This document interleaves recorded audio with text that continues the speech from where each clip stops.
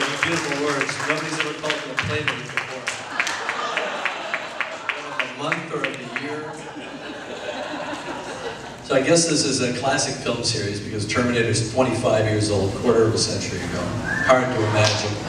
And I actually won't be staying to watch the film, which is good because I just see all the mistakes and all the things that I would want to do better now. But obviously it was a really seminal moment in my career as a director. It was my first directing gig. And I think it was a pretty big deal for Stan as well because it launched him to a new height. He was already pretty well established at the time. You know, I just want to. Well, he'd already done that.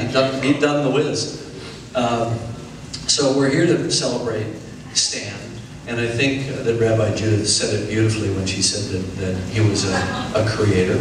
And so the inappropriate laughter, I'll just have to let go with it, right? If I can get a laugh, then I'm happy. I don't care if Stan's Jufro that's doing it. You know? That's good. All right, so this is The Wiz. This was actually before my time, believe it or not. So I met Stan on Terminator, and as Rabbi Judith said, he's a guy who not only is a creator himself, but honors the creative process, honors it in the artists that work for him. When I met him, I had actually been recommended to him by Rob Bottin, who's another makeup guy, and by Dick Smith, who was like a really world-class makeup artist. And I figured if these guys recommended Stan, then he must be the real deal. And Rob Bottin had said, well, you know, he's a little crazy. And I thought, if Rob Bottin says somebody's crazy, he must be really crazy. So I went in with a little trepidation, but when I met Stan, I realized, yes, he was crazy. He was exactly the kind of crazy that I was looking for. He's the kind of crazy that is the stuff of brilliance, of a guy who has the flame, you know, is the way I like to think of it. And Stan had that flame, that passion. And so I showed him my drawings for the Terminator, and we instantly fell to figuring out how we were going to do this. And the thing was that we didn't want to do a guy in a suit. We wanted to do something that looked like it could actually have been inside somebody, an endoskeleton. And Stan immediately started talking about Bon Raku puppetry and things that I'd never even heard of. And you know, he was well known for animatronics. He'd already done this type of stuff for the thing that you just saw, the dog creature. And so we just instantly hit it off. We found each other, as the rabbi said. And it was an intensely creative moment, and we realized that we were going to get along great together. But the thing about Stan is it's not just the working process with him, it's also, he manages to be brilliant and be the best and to be highly competent and set the bar at a world-class level, and at the same time be a great human being. I think that's incredibly rare in my business. People tend to be sort of really focused, and they exclude their family, or they ignore their family, or their personal lives are, you know, fractured mess. And you know, I mean, certainly we all have that stuff, and Stan did too. But he managed to keep it together and keep his family the focus of his life, as well as his creative process. You know, Stan, I feel so blessed and honored to have had Stan as a friend, just completely setting aside the professional side. We did some great stuff together. We made some movie history together. Stan got some Academy Awards out of the deal, and we made some films that are pretty iconic. We did them together as a team and as a partnership. But I would have been happy to just be friends with Stan.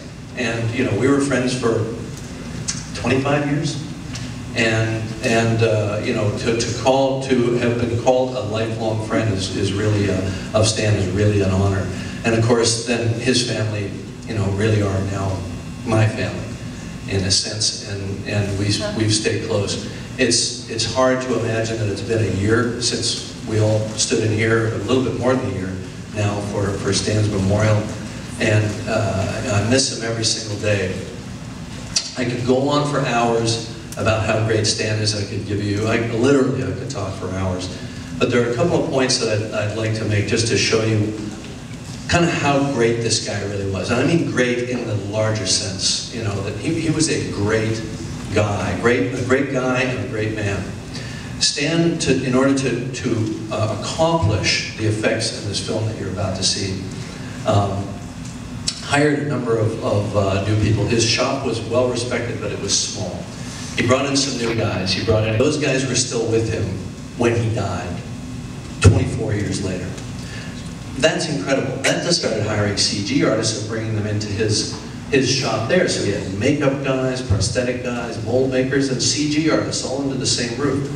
So when I wanted to start a CG visual effects company to sort of From what side? go beyond what we've done before, Stan was a natural choice.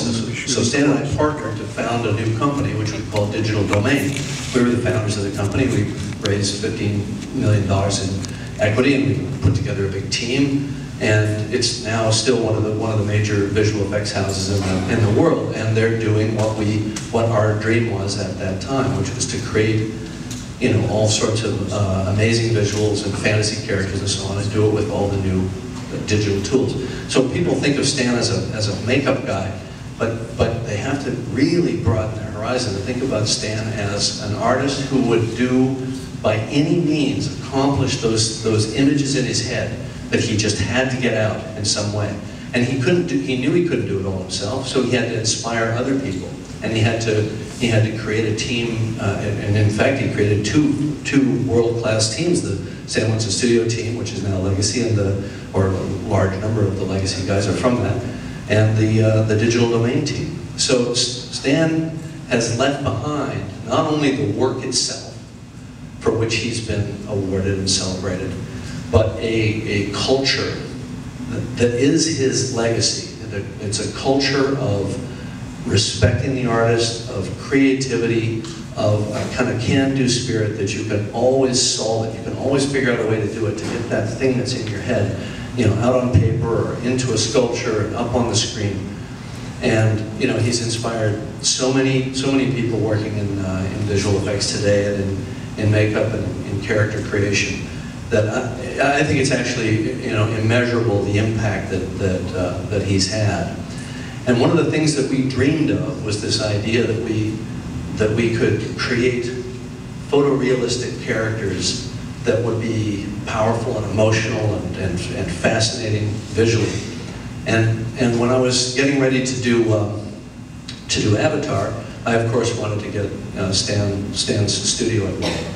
And it's one of the things, I don't have too many regrets in life, but I do regret that Stan didn't get to see what we were able to create on Avatar with the designs that Stan's team provided to us, because it was the realization of the dream that when we started Digital Domain. But I wouldn't have made Avatar if it wasn't for Stan. And this will be the last thing. The story goes like this. I'd been working with 3D, with stereoscopic 3D cameras, and I'd been shooting a bunch of stuff. And I put together a kind of show reel. And it was some of my stuff from Expedition Films, and there was some animation stuff that I had gotten from Robert Zemeckis and some other people. I put together this show reel because I was trying to get people excited about 3D. And so I showed it to Stan. And he said, this is really good. This is how movies should be made. And I said, exactly, that's my point. This was 5 years ago. And I said, well, I'm developing some small projects to sort of wean onto 3D. I don't want to plunge right in. He said, no, you plunge right in with your biggest and your best idea. You take your Star Wars and you do it in 3D, because this is how movies are going to be made. And I was kind of shocked by that, but I learned to trust Stan's judgment, working as a business partner with him for years and years. And I took that to heart, and so I decided to make Avatar, which is the biggest movie I could possibly imagine, and do it in 3D, which is sort of doubly psychotic. Avatar is a part of Stan's legacy as well. So obviously Terminator was where we met and where it got started for me, and I'm happy to be able to present that film to you here tonight. It certainly means a lot to us and to anybody that knows Stan. And I think it's nice that I see people have brought children, which is good, to an R-rated film. I hope you enjoy the picture.